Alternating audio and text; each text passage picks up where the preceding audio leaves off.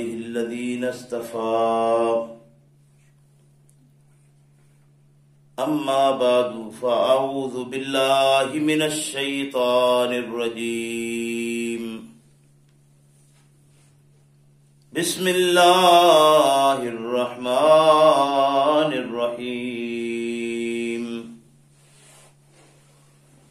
وَلَقَدْ ذَرَأْنَا لِجَهَنَّمَ كَثِيرًا مِنَ الْجِنِّ وَالْإِنسِ لَهُمْ قُلُوبٌ لَا يَفْقَهُونَ بِهَا وَلَهُمْ أَعْيُنٌ لَا يُبْصِرُونَ بِهَا وَلَهُمْ آذَانٌ لَا يَسْمَعُونَ بِهَا أُولَئِكَ كَالْأَنْعَامِ بَلْ هُمْ أَضَلُّ أُولَئِكَ هُمُ الْغَافِلُونَ وَلَقَدْ ذَرَأْنَا اور البتہ کتنے ہی پیدا کیے ہم نے لِجَهَنَّمَ جہنم کے لیے كَثِيرًا مِنَ الْجِنِّ وَالْإِنسِ جنوں اور انسانوں میں سے کثیر تعداد میں لَهُمْ قُلُوبٌ ان کے لیے دل ہیں لا يفقهون بها ان سے وہ سمجھنے کا کام نہیں لیتے وَلَهُمْ أَعْيُنٌ لَا يُبْصِرُونَ بِهَا ان کے لیے آنکھیں ہیں لیکن وہ ان سے دیکھنے کا کام نہیں لیتے وَلَهُمْ آذَانٌ لَا يَسْمَعُونَ بِهَا ان کے لیے کان ہیں لیکن وہ ان سے سنتے نہیں اولئک یہی لوگ ہیں کالانعام جانوروں کی طرح بل ہم اضل بلکہ یہ ان جانوروں سے بھی گئے گزرے ہیں اولئک هم الغافلون حقیقت میں یہی لوگ ہیں جو غفلت میں پڑے ہوئے ہیں سبحان ربک رب العزت عما یصفون وسلام علی المرسلین والحمد للہ رب العالمین۔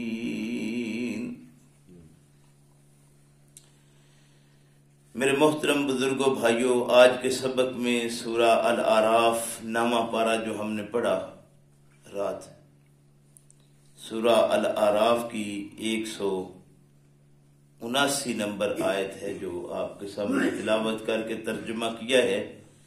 اللہ رب کریم سے دعا ہے کہ اللہ ہمیں قرآن کریم کو صحیح معنوں میں سمجھنے کی توفیق عطا فرمائے اور سمجھ لینے کے بعد عمل کی توفیق عطا فرمائے۔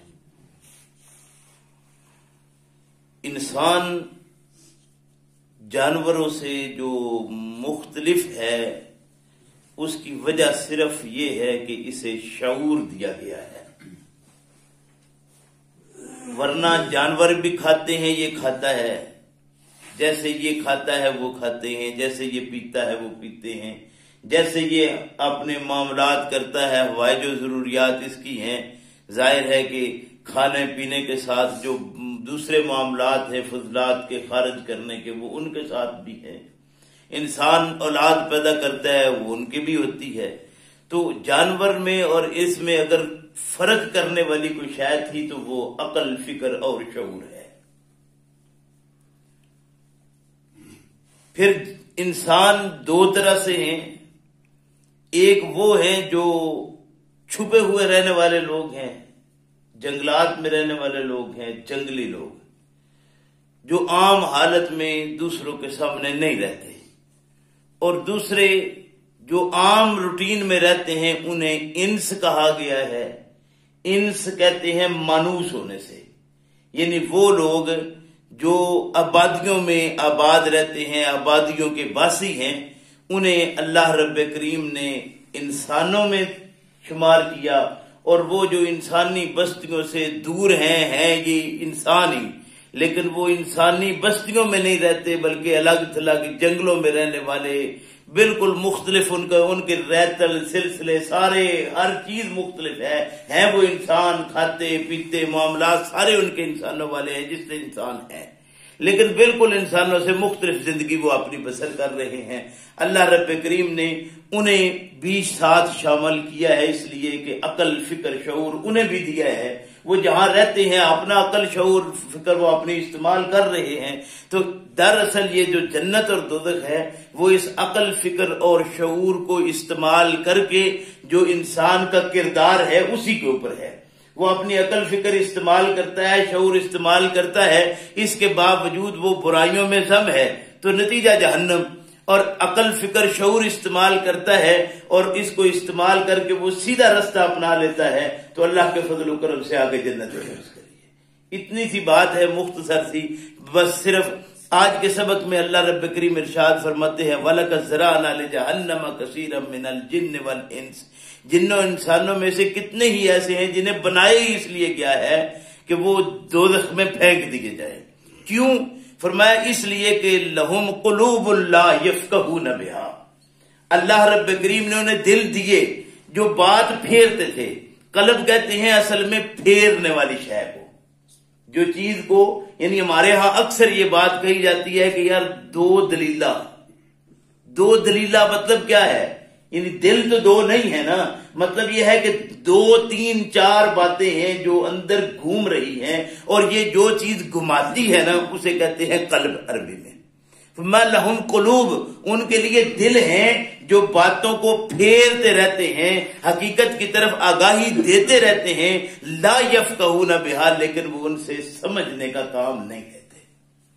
گویا تفقع اتنی بڑی شے ہے، غور و فکر اتنی بڑی شے ہے کہ اگر یہ نہ کیا جائے تو سیدھا جہنم. قرآن کریم نے دوسرے مقام پر یہ بات واضح کی کہ جہنمی لوگ یہ بات کہیں گے کہ اگر ہم عقل فکر سے کام لیتے تو آج جہنم میں نہ پڑے ہوتے.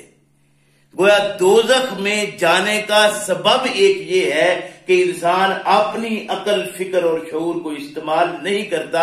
اور بدقسمتی ہماری یہ ہے کہ ہمیں ملا نے، دین کے ان ٹھیکیداروں نے بتا یہ دیا ہے کہ دین میں عقل کو دخل نہیں ہے. حالانکہ پیغمبر اسلام صلی اللہ علیہ وسلم نے ارشاد فرمایا کہ 3 طرح کے لوگ ایسے ہیں جو مرفوع القلم ہیں، جن کے اوپر قلم نہیں چلتی. یہ کرامن کاتبین ہیں نا جو لکھتے ہیں. فرمایا 3 طرح کے لوگ ایسے ہیں جن پر قلم نہیں چلتی، مطلب وہ کاتب ان کا لکھتا نہیں ہے. وہ کون سے ہیں؟ فرمایا ایک وہ آدمی جو جس کی عقل ماری گئی ہے، جس کی عقل کام نہیں کرتی. ایک بچہ جس کی ابھی عقل مکمل نہیں ہوئی. ہم سارے کہتے ہیں کہ بچہ ہے، اس کے اوپر ابھی ایسی کوئی معاملات ہو جائیں تو وہ اس کا قلم نہیں چلتا. اور یعنی اسی لیے کہتے ہیں اگر خدا نخواستہ کوئی بچپن میں چلا جائے تو کہتے ہیں یہ جنت کا پھول، جنت میں چلا گیا. وجہ کیا ہے؟ وجہ یہ ہے کہ اس کے اوپر ابھی قلم چلی ہی نہیں. اور تیسرا، پیغمبر اسلام صلی اللہ علیہ وسلم نے ارشاد فرمایا کہ وہ آدمی جو سو جائے، سویا ہوا آدمی، سارے معاملات اس کے ہیں لیکن عقل اس کی سو گئی ہے. عقل سوئی ہے تو اس پر قلم نہیں چلتا. یہی وجہ ہے کہ روزے کی حالت میں انسان سو گیا، کوئی معاملہ پیش آ گیا، کچھ نہیں اس کے روزے کو ہوا. وجہ کیا ہے؟ ظاہر عقل اس کی کام نہیں کر رہی. گویا دین اطلاق ہی تب کرتا ہے جب عقل فکر اور شعور ہو. لیکن ہمیں یہ سمجھایا گیا کہ دین میں عقل کا دخل ہی نہیں. جب دین میں عقل کا دخل نہیں تو دین آئے گا کیسے؟ فرمایا لہم قلوب لا یفقہون بہا. دوسرے مقام پر اللہ رب کریم نے ارشاد فرمایا کہ ہم نے اس انسان کو خبر دی تھی ان آیات کے ذریعے سے، آیتیں پڑھ کر سنائیں اس کو، لیکن اس نے کیا کیا؟ اس نے یہ کیا کہ وہ اتار کر پھینک دی. یعنی جو اس کے اندر گیا داخل ہوئی حقیقت، لیکن اس کو اٹھا کر اس نے سائڈ پہ کر دیا. یعنی سوچا ہی نہیں کہ یہ کہتا کیا ہے. تو فرمایا کہ یہ لوگ جو دین میں اپنے عقل کو استعمال نہیں کرتے، آیات پڑھتے ہیں اور سن کر آنکھیں بند کر لیتے ہیں، کان بند کر لیتے ہیں، دل کو چلاتے ہی نہیں. فرمایا یہ ایسے ہیں، ان کی مثال ایسے ہے جیسے کتا. قرآن کہتا ہے. کہیں فرمایا کہ ان کو مثالیں دی تھی، انہوں نے ان مثالوں کو اٹھا کر پھینک دیا. یہ ایسے ہیں قردۃ خاسئین، ذلیل بندروں کی طرح ہو گئے. گویا یہ ان کے کردار بتائے جا رہے ہیں، وہ لوگ جو اپنے عقل فکر کو دین میں استعمال نہیں کرتے. فرمایا وہ لوگ جو اپنی اس عقل کو استعمال نہیں کرتے، لہم قلوب لا یفقہون بہا، ان سے کام نہیں لیتے قلبوں سے. فرمایا وہ جہنم میں جانے والے. فرمایا وَلَهُمْ أَعْيُنٌ لَا يُبْصِرُونَ بِهَا، ہر روز یہ دیکھتے ہیں کہ انسان کیسے دنیا میں آیا، کیسے دنیا میں رہا، کیسے چلا گیا، دنیا میں آیا، اس کے ریل پیل معاملات سارے کس طرح اس کو مل گئے، کہاں تھا یہ، کیا تھا یہ، کیسے سب کچھ اسے مل گیا۔ روز انسان دیکھتا ہے کہ سورج آتا ہے، اتنا بڑا سورج کہ پوری دنیا جہاں تک اس کے چمک ہی چمک، ہر جگہ پر روشن ہی روشن۔ اچانک چلتے چلتے چلتے رات، اندھیرا چھا جاتا ہے، یعنی 24 گھنٹے کے اندر ہر روز یہ چیز دیکھتا ہے، پھر کوئی سمجھ نہیں آتی۔ اللہ رب کریم نے دوسرے مقام پر ارشاد فرمایا کہ تم کبھی غور تو کرتے کہ تم شے کیا تھے، تم بڑے تھے یا اس کائنات کا سارا نظام، یہ آسمان؟ اَأَنْتُمْ أَشَدُّ خَلْقًا أَمِ السَّمَاءُ بَنَاهَا، یہ تمہارا بنانا کوئی سخت کام ہے، مشکل کام ہے، یا اس آسمان کو جس کو بغیر ستون کے کھڑا کیا ہوا ہے؟ رفع سمکها فسواها اغطش لیلها اخرج ضحاها، کس طرح یہ ساری چیزیں، اس میں سورج کیسے چمکتا ہے، ستارے کیسے آ جاتے ہیں، چاند کیسے روشن ہوتا ہے، کبھی غور کرے انسان، دیکھتا ہے روزانہ، لیکن پھر دیکھا اندیکھا کر جاتا ہے، دیکھا ہوا کو غور نہیں کرتا، فکر نہیں کرتا، سوچتا نہیں۔ وَلَهُمْ آذَانٌ لَا يَسْمَعُونَ بِهَا، آئے روز سنتا ہے کہ آج اچانک کیا ہے، حرکت قلم بند ہو گئی، عمر کچھ پتہ نہیں، کس عمر میں کوئی یہ بات ہی کوئی نہیں، اچانک پتہ چلا جی یہ اندر کوئی مسئلہ بنا، کوئی پتہ ہی نہیں چلا کیا ہوا ہے۔ ہر روز یہ بات سنتا ہے، ہر روز ان کاموں کو دیکھتا ہے، لیکن پھر اپنے متعلق نہیں سوچتا کہ میں بھی مرنے والا ہوں، میں بھی چلا جاؤں گا۔ فرمایا وَلَهُمْ آذَانٌ لَا يَسْمَعُونَ بِهَا، کان اس کو دیے تھے اللہ رب کریم نے، یہ سنتا تھا، لیکن یہ دیکھیں قرآن جو کہتا ہے اس کا مطلب یہ نہیں ہے کہ انسان کان کے بجائے ناک سے سنتا ہے، ایسا نہیں ہے۔ آنکھیں ہیں لیکن آنکھوں کے بجائے ہاتھوں سے دیکھتا ہے، ایسا نہیں ہے۔ مطلب آنکھیں دیکھنے کی چیز تھی، دیکھتا ہے لیکن دیکھی اندیکھی کرتا ہے۔ کان سننے کے لیے دیے تھے، یہ سنتا ہے اور انسنی کر جاتا ہے۔ فرمایا کہ اولئک کالانعام، یہ لوگ ہیں جو جانوروں کی طرح ہیں، بل ہم اضل، بلکہ یہ ان سے بھی گئے گزرے ہیں۔